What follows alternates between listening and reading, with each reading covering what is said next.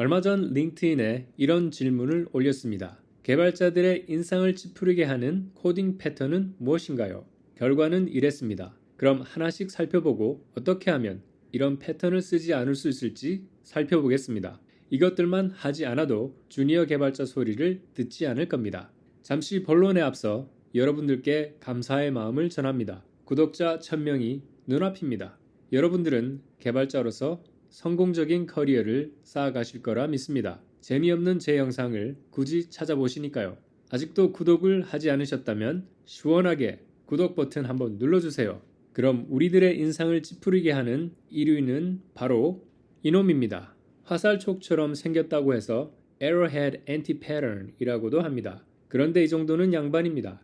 if else 블락이 몇십 줄, 몇백 줄로 길어지면 코드를 따라가기 힘들어집니다. 옛날 옛적 화살촉 코드에 찔려 실명한 개발자가 있었다는 전설이 있습니다. 아주 흔하게 볼 수 있는 패턴이고 개인적으로 극혐하는 유형입니다. 왜냐하면 간단히 고칠 수 있기 때문입니다.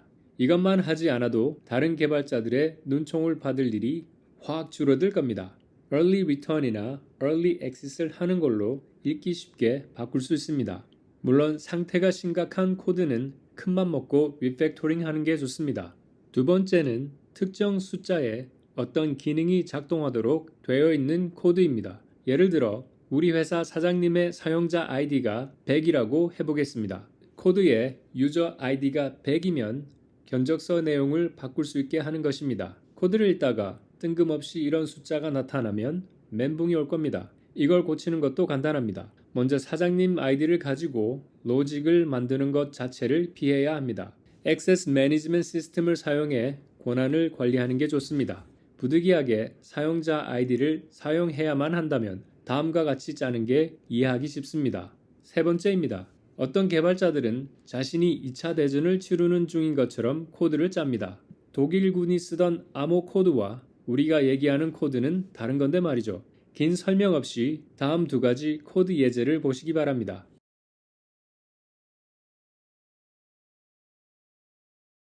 네 번째로 나쁜 코드 패턴입니다. 예제를 보시겠습니다. 아주 간단한 함수라서 금방 이해하실 겁니다. 하지만 사측 연산이 아니라 온라인 주문을 처리하는 함수를 이렇게 짰다면 어떨까요?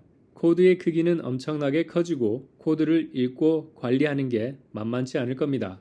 맥가이버 나이프는 멋은 있지만 뭐 하나 제대로 하는 게 없습니다.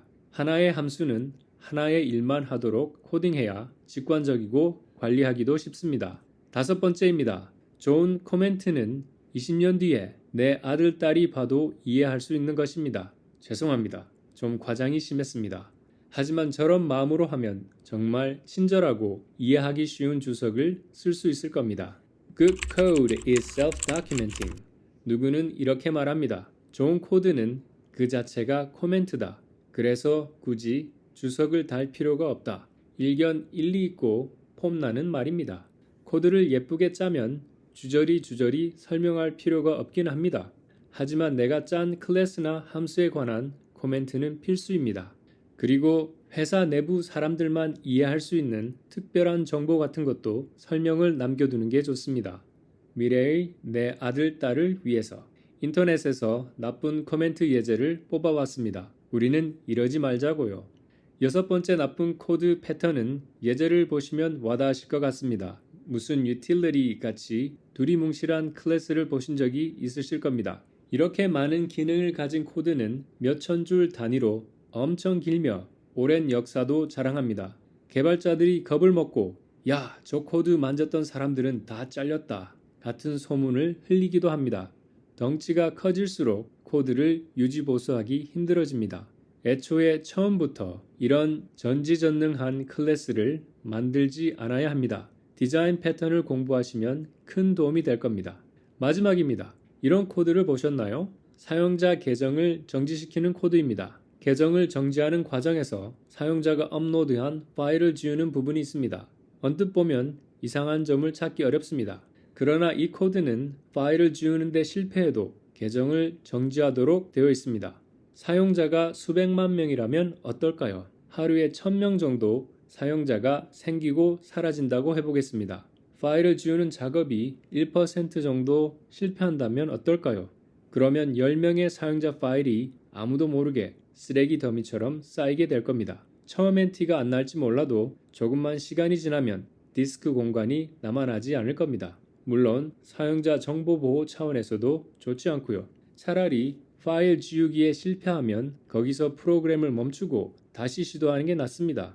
아니면 파일을 지우는 프로세스를 따로 빼서 처리하는 게 좋습니다. 파일을 지울 때까지 retry를 하도록 말입니다. 에러나 익셉션을 입막음하는 건 쥐레를 씹는 것과 마찬가지입니다. 이것들 말고도 설문에 응했던 친구들이 남겼던 것들을 공유하며 영상을 마무리하겠습니다. 어떻게 보셨나요? 이것들 말고도 어떤 나쁜 코드를 보셨는지요? 다른 분들이 보고 배울 수 있도록 댓글에 공유해 주셨으면 좋겠습니다. 여러분 모두 질 코딩하세요. 안녕!